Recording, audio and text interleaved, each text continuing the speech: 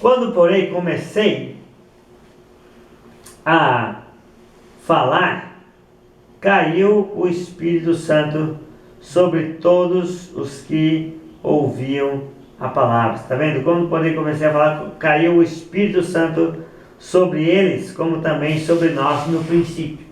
Né? Então é importante dizer, o que quer dizer no princípio? No princípio quer dizer no dia de Pentecostes. Então, desde o dia de Pentecostes até uns 10 anos depois, lá na casa de Cornélio, tinha acontecido outra experiência de batismo com o Espírito Santo? Não. Não. Porque o batismo com o Espírito Santo não era um mandamento de Deus. Era uma promessa. E Jesus já havia cumprido sobre os apóstolos no dia de Pentecostes.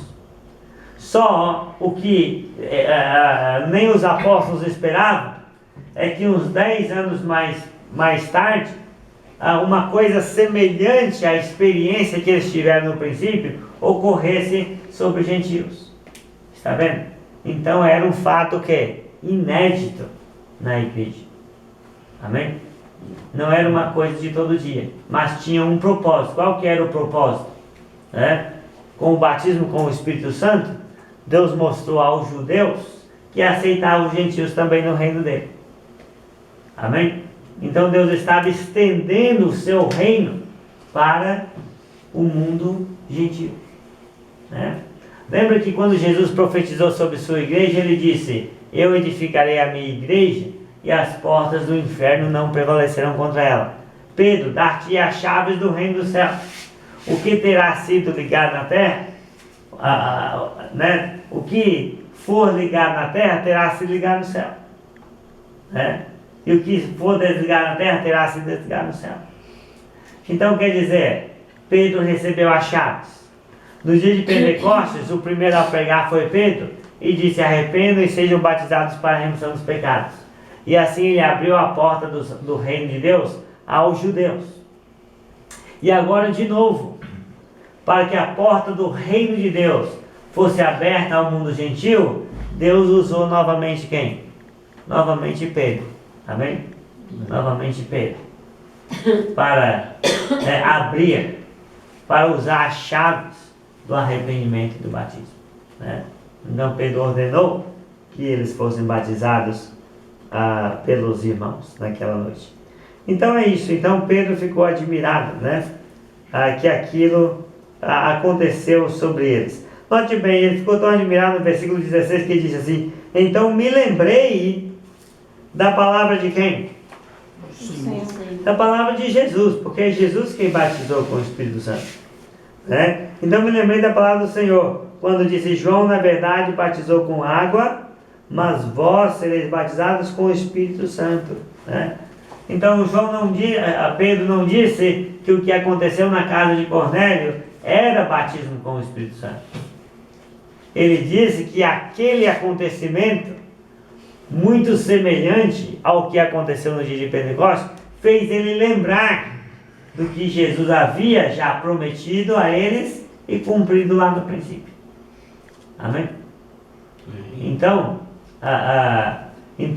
o batismo com o Espírito Santo por excelência é o que aconteceu no dia de Pentecostes.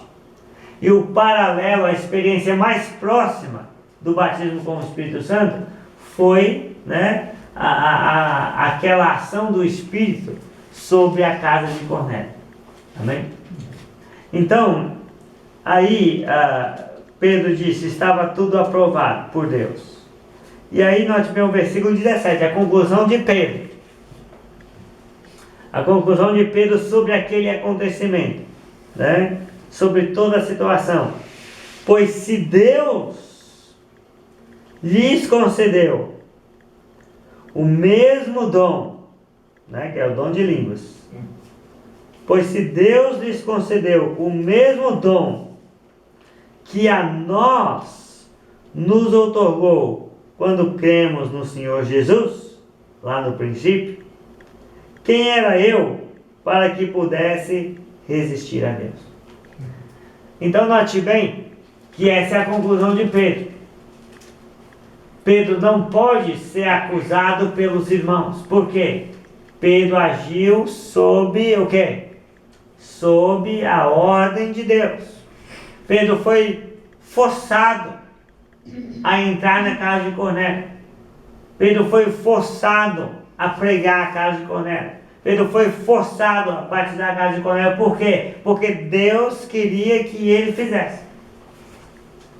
E como se não bastasse a visão, como se não bastasse a coincidência dos homens chegarem chamando ele, como se não bastasse o anjo aparecer para Cornélio para chamar Pedro naquela casa, naquela hora, como se não bastasse Pedro já entender que Deus não fazia acepção de pessoas,